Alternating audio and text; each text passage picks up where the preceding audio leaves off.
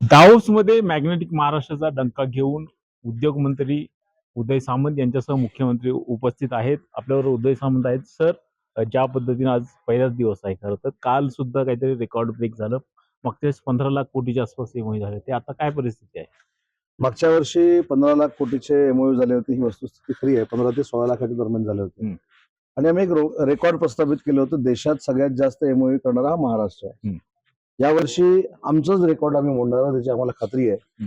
आणि यावेळेचे एमओयू इंडस्ट्रीचे तर आहेच आहेत. म्हणजे इंडस्ट्री तर आपल्याकडे येतेच आहे विविध सेक्टरमध्ये, पण रिअल इस्टेट मधले आहेत, डिफेन्स मधले आहेत, ऍग्रिकल्चर मधले आहेत, त्याच्यानंतर एज्युकेशन टेक्नॉलॉजी ट्रान्सफरचे आहेत. त्याच्यामुळे मला असं वाटतं की हा जो मुख्यमंत्र्यांच्या नेतृत्वाखाली आम्ही दौरा केलाय डावसचा, हा अतिशय मोठ्या पद्धतीने यशस्वी होईल आणि याची जाणीव तुम्हाला उद्या सगळं संपल्यानंतर नक्की येईल.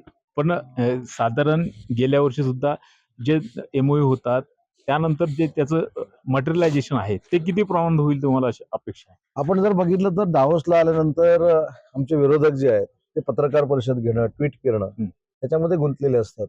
पण मागच्या वर्षी जे आमचे एमओयू झाले त्याच्यातले जवळजवळ 75%, 70 ते 75% आम्ही प्रकल्प एक्झिक्यूट करण्यामध्ये, त्याची अंमलबजावणी करण्यामध्ये यशस्वी झालो. काही लोकांना आम्ही लँड दिली, काही लोकांच्या इन्फ्रास्ट्रक्चरला परमिशन दिली. परंतु हे जे प्रकल्प असतात हे काय एका दिवसात किंवा एका वर्षामध्ये पूर्ण होत नाही. त्याला 3 ते 4 वर्ष, 5 वर्ष लागतात. पण या कालावधीमध्ये महाराष्ट्रामध्ये मागच्या वर्षी जे आम्ही एमओयू केलेले आहेत हे समतोल औद्योगिक विकासाचे एमओयू आहेत आणि ते पूर्ण महाराष्ट्रामध्ये काही दिवसामध्ये त्याच्यामध्ये अंमलबजावणी होईल. नाही, पण एक महत्वाचा मुद्दा असतो की बऱ्याचदा जी टीका टिप्पणी होते की महाराष्ट्रातल्याच कंपन्या असतात, इथे येऊन बोलवतात. काल जसं अभिनंदन लोढा यांनी केलं, तर त्याला कसं पद्धतीने उत्तर द्या? ह्यांनी अभ्यास केला पाहिजे. ह्यांनी टीका करत असताना पहिला अभ्यास केला पाहिजे. आज देखील अदानीने एक एमओयू केलेला आहे. त्या एमओयू मध्ये जरी ते महाराष्ट्रातले असले तरी परकीय गुंतवणूक प्रचंड पद्धतीने आहे. बरोबर. म्हणजे महाराष्ट्रातल्या माणसानं बाहेरची परकीय गुंतवणूक आणायची नाही का? तो ठीक आहे, भले महाराष्ट्रातल्या, पण त्याने परकीय गुंतवणूक आणलेली आहे ना. त्याच्यामुळे महाराष्ट्रातल्या माणसानं परकीय गुंतवणूक आणल्यानंतर खरं ह्या लोकांनी त्याचं कौतुक केलं पाहिजे.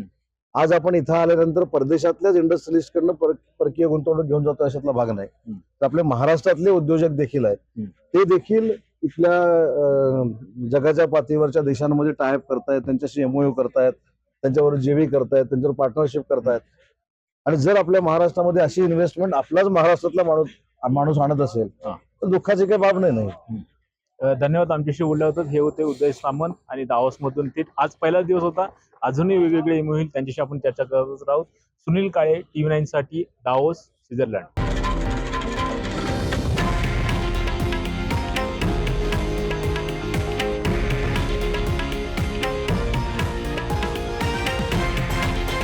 हे आहे देशातील नंबर 1 न्यूज नेटवर्क आणि आपण पाहत आहात TV9 मराठी, एकमेव.